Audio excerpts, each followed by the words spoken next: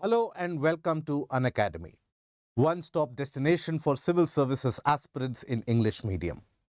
Welcome to another video of The Geographer, where we pick up topics from the portion of geography and environment and ecology which have been in news and whose concepts are important for your examination.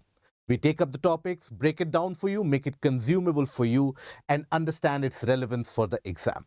Today, we have picked up a topic which has been in news for this week, and that is the killer avalanche which has hit Kashmir. So in this video, we shall be looking at what are avalanches, why do they occur, where do they occur, and why is it that year after year, lives are lost in the region of Kashmir and in the entirety of the area of the Himalayas. So let us initiate the video and let us try to understand what these avalanches are. But first of all, these avalanches are deadly. And that is something you have to understand. Every year, hundreds of lives are claimed in the mountains across the world, where these avalanches, they come down the mountain slope with significant amount of speed and destructive power. And they claim the lives of many people and tourists across the world. There have been events of avalanches which have claimed thousands of lives in one go as well. As you can see with the news clippings as well, while these two news clippings basically indicate what has happened this week, but as you see, this is not a one-time phenomena. This is something which gets repeated year after year. And that too, multiple incidents, they do happen in the entirety of the reaches of the Himalayas. So first of all, let us understand the basics of what do we mean by an avalanche. So here, what you see in the form of an animation here is basically an avalanche where you can see huge amount of snow coming down the mountain slope with significant speed. So if you talk about the basic gist and the definition of it, so it is a mass of snow, ice and rocks which come hurtling down the mountain slopes with significant amount of speed. Now, where do they get that speed? Obviously, due to the influence of gravity. And as they start coming down the mountain slope, they end up accumulating more snow in the process. More snow and ice is accumulated. And oftentimes, by the time that they reach the basic mountain slope and the end of the mountain slope, they would have gained an overall weight of close to around 1,000,000 tons. Think about it. The entire moving mass of ice gaining a weight of multiple hundreds and thousands of tons. And when I say they come down with a huge speed, we are talking about the speeds in excess of 300 kilometers per hour. Depending upon, obviously, the height of the mountain and the region from where they are actually falling down. So, tons of ice falling down with a speed of 300 kilometers per hour. Imagine the destructive potential. And that is why lives are lost. Such a force of nature, anything which lies in the way, is immediately swept by it. And at the end of the process, which can last for maybe a few seconds to a few minutes, the entire region is covered under a thick blanket of ice and snow, and oftentimes settlements and even villages are buried under it. So what is an avalanche is something that we have seen, but why does an avalanche occur? So basically, when we talk about why it happens, I will give you the brief gist of it in the form of a revision note as well. But first of all, let us understand it. Why does it happen? So here, whenever you consider a mountain slope, obviously it has got to have significant amount of snowfall. Only then snow and ice will come down the slope. So here, let's suppose the snowfall has occurred. Let's represent it with a different color. Let's suppose here snowfall has occurred.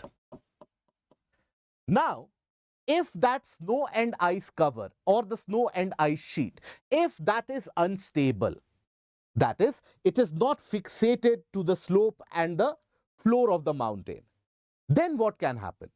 Owing to even the slightest of the vibrations, can be triggered by an earthquake as well. Or owing to fresh amount of snow which has fallen on that and that is not stabilized yet. Immediately this can start sliding over. And when this starts sliding over, it will accumulate more pace as it comes down. And that is how these avalanches can be triggered. Now, these avalanches in itself, they are classified into two types. Based upon what kind of movement is observed, they are classified into what are referred to as sloughs and slabs. So, sloughs and slabs, these are the two types of avalanches. Let us understand what they are. So, here you have seen that there is a mass of ice or snow which is present on the mountain slope. Now imagine on top of that fresh snowfall has occurred. Let's suppose throughout the week fresh snowfall has occurred. Now that snowfall has not consolidated. It is present on top. It is not stabilized yet. It has not yet compressed into an ice form or an ice slab. It is still in the form of loose unconsolidated snow parts. Now in that case, what will happen? Upon the slightest of the unstable condition, maybe a very strong wind movement, maybe even sometimes triggered by skiers coming down the slope, this unstable snow piece and the entire unstable snow on top, that can come down in the powdery form. Now, when only the top layer of the snow starts coming down, that is not very destructive. That is what we refer to as the sloughs. So, in the case of the sloughs, it is the top layer of the unconsolidated snow. Unconsolidated snow. Destruction is comparatively less because obviously not that much huge amount of mass is moving down. But when we talk about the slab kind of an avalanche, when we say that the entire slab has moved, why does that happen and when does that happen and what is it more importantly? So let's suppose we again consider the mountain slope here. Let's suppose we consider the mountain slope, and on top of it, let us assume that the ice has not fully stabilized. The ice is unstable, or maybe there has been fresh snowfall and the ice is the top layer of it that has not yet fully formed. There is still some amount of slippery nature between the slope and the ice. Now, why will a slippery nature exist between the slope and the first ice? Owing to heated conditions. Sometimes due to excessive amount of heat which would have occurred in the seasons prior to it. The slope does not immediately have the cemented ice on top of it. The slope has ice which falls, or the snow particles which fall. Some of that melts. From the bottom, it starts melting because of the heat which is present in the system. From the bottom layer itself, you will have some heat which is provided due to the heat absorbed by the surface in the previous seasons, and that is where this ice will have some watery component at the entire base of it. As some part of it will melt, it will have some watery component at the base. So think about it. That watery component will act as a kind of a lubricant. And the thick slabs of ice, it might get refrozen, right? As the winter progresses, the entire slab might get refrozen again. But again, melting, refreezing, etc. might lead to that lubrication happening on the slopes of the land. And that is where the entire slab of ice that starts coming down the slope. When this entire slab, which can be few feet and sometimes a couple of meters or more thick, that entire slab, when it starts coming down, it appears as if the entire mountain in itself is falling upon you. This is when the destruction caused is incomparable and utmost devastating. Because here, the weight that they will accumulate, the momentum that they will gain is going to be huge. as these slabs they come down, it is not as if the entire slab will come down in one piece. It will get broken.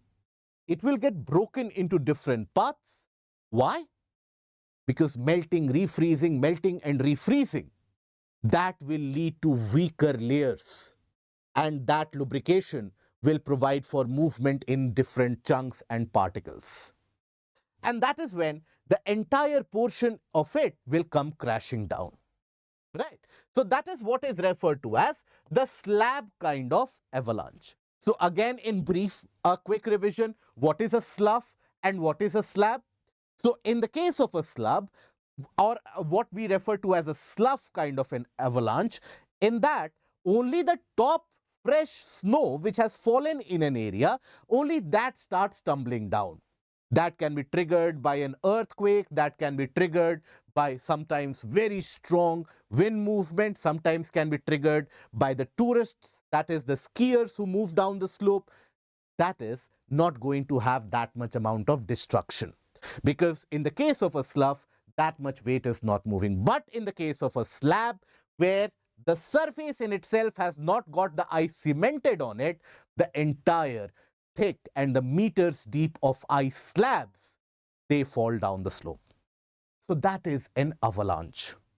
Many of the times they fall into the river valleys below, and they immediately have the potential to cause flash floods in that region. Now here, let us have a quick revision and a quick recap of the reasons why you have these avalanches. So first of all, the bonds between the layers of snowpack may be weak. What is snowpack? The snow received after a fresh snowfall. Melted snow that refreezes may cause a slick coating of ice to form on top, and that slickness is that lubrication. A new snowfall may not stick to this slippery layer, and they might slide off. So when that new snowfall is sliding off, that is the slough kind of avalanche.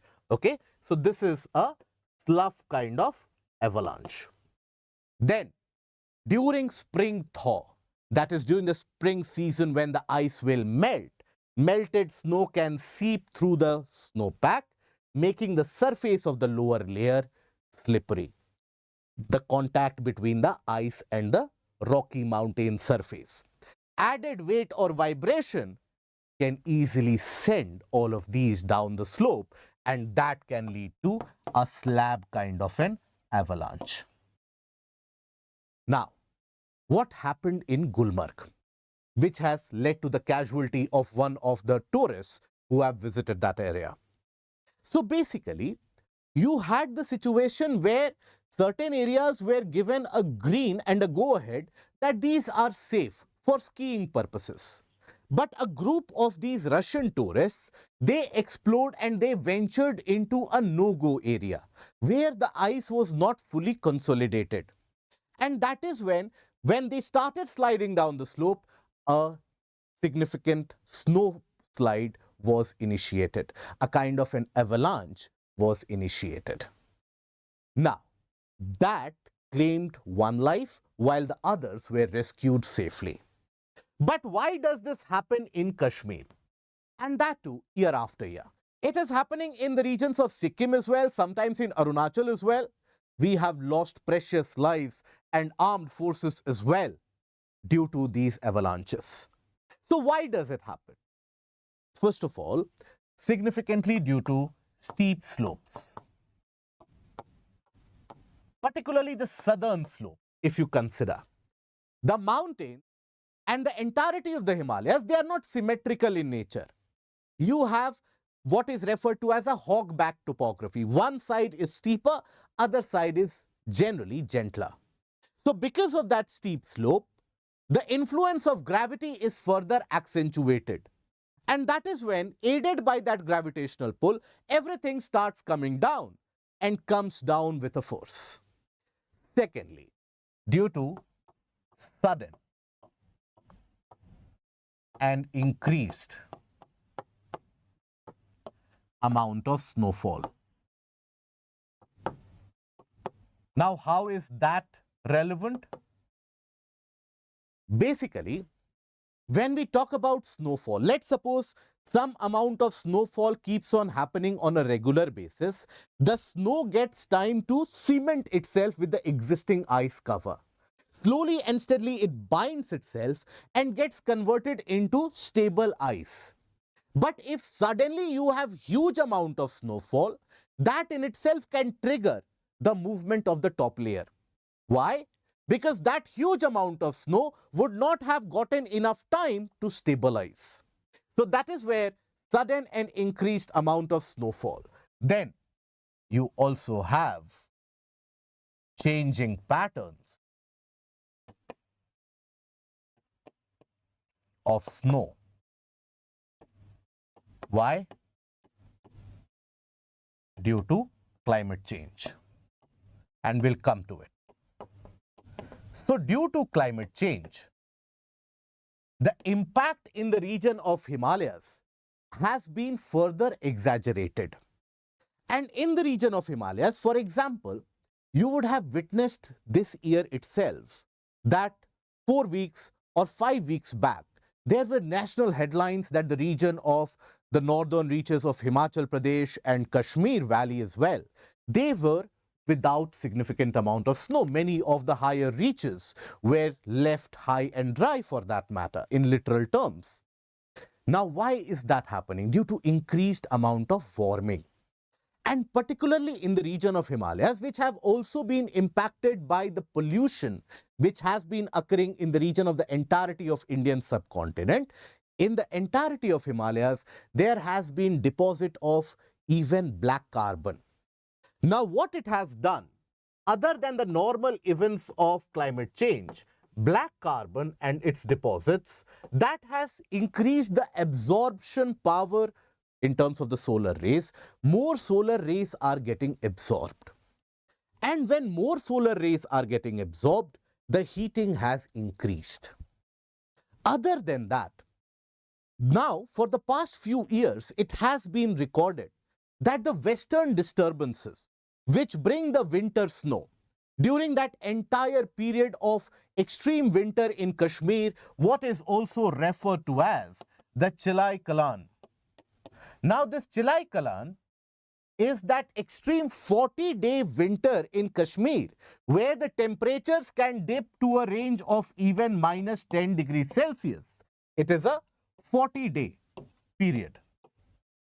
And in that 40-day duration, the temperatures dip significantly, and the western disturbances are what? A form of extratropical storm, extratropical disturbance, which brings about moisture, picks up moisture from the region of Mediterranean, moved by the westerlies and the jet streams in a direction of west to east, brings huge amount of precipitation and snowfall in the higher reaches of Himalayas, and rainfall during the winter months in the plains of the North India, thereby further harshening the winter months and inducing cold waves. Now, normally during the months of December, January, February and March, in fact from late November itself, you have these western disturbances bringing about precipitation in the form of snowfall in the reaches of the Himalayas.